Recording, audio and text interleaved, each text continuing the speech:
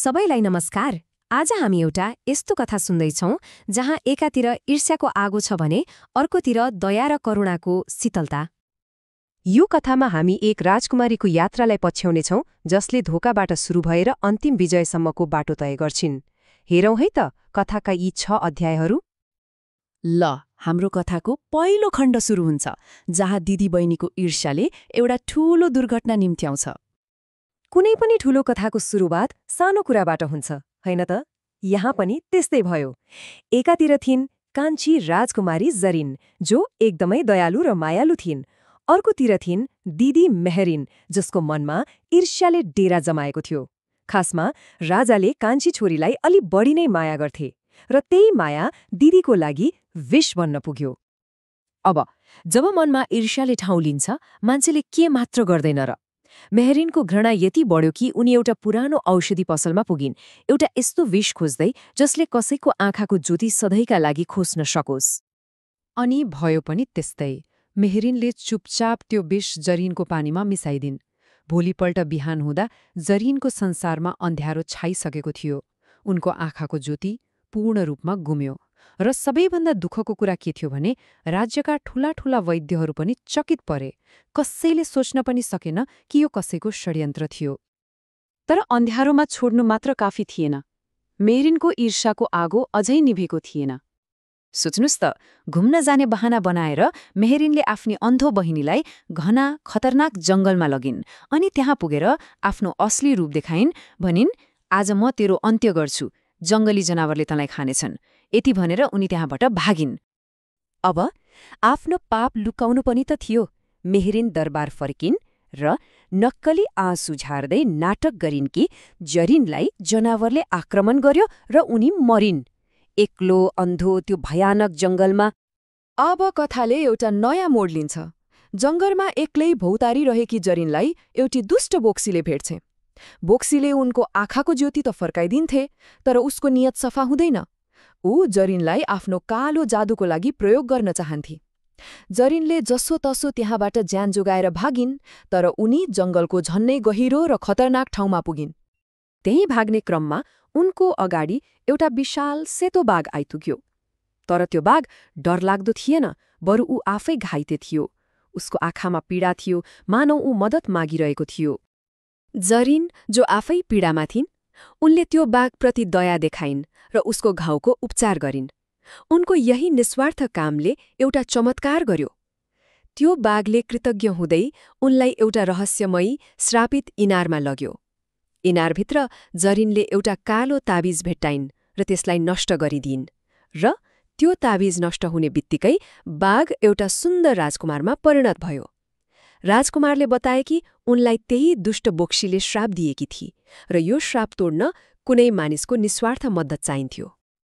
अब सुरु हुन्छ जरिनको जीवनको एउटा नयाँ अध्याय, एक रानीको नयाँ जीवन। राजकुमारले भने, तिमीले मलाई मेरो श्रापबाट बचायो। अब मसँग मेरो राज्यमा हिँड, म तिमीलाई मेरो रानी बनाउनेछु। आफ्नो घर र परिवार गुमाइसकेकी जरिनको लागि यो एउटा नयाँ आशा थियो।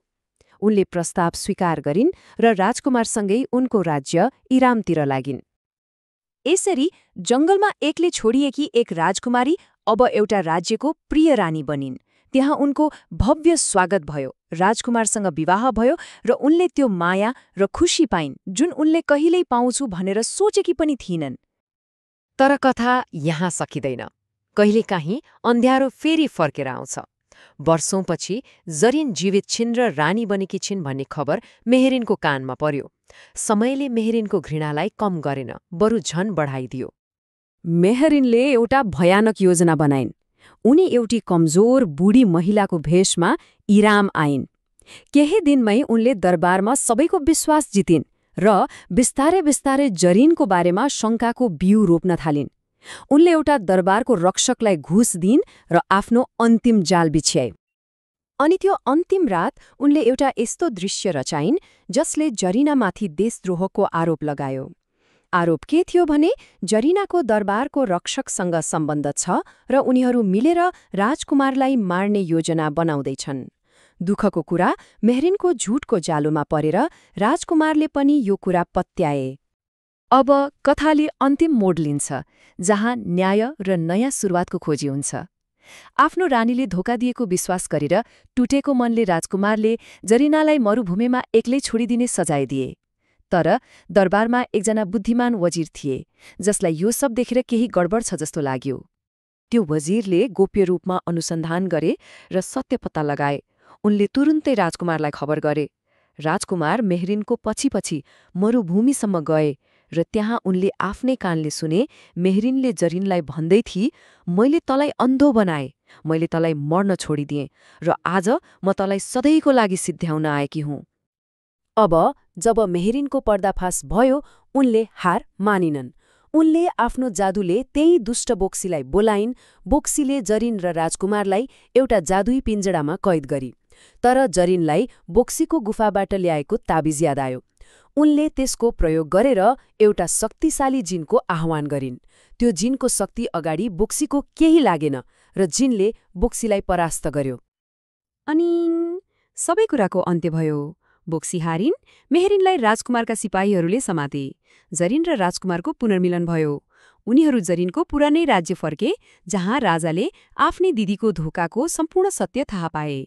मेहरिनलाई जीवनभरको लागि अँध्यारो कालकोठरीमा कैद गरियो र वर्षौंको पीडापछि जरिनले अन्ततः आफ्नो परिवारलाई फेरि भेटिन्। त्यसो भए यो कथाले हामीलाई के सिकाउँछ त? के साँचो सद्गुण र दयालाई ईर्ष्याले साँच्चै नै सधैँका लागि सिद्ध्याउन सक्छ र? सायद सक्दैन।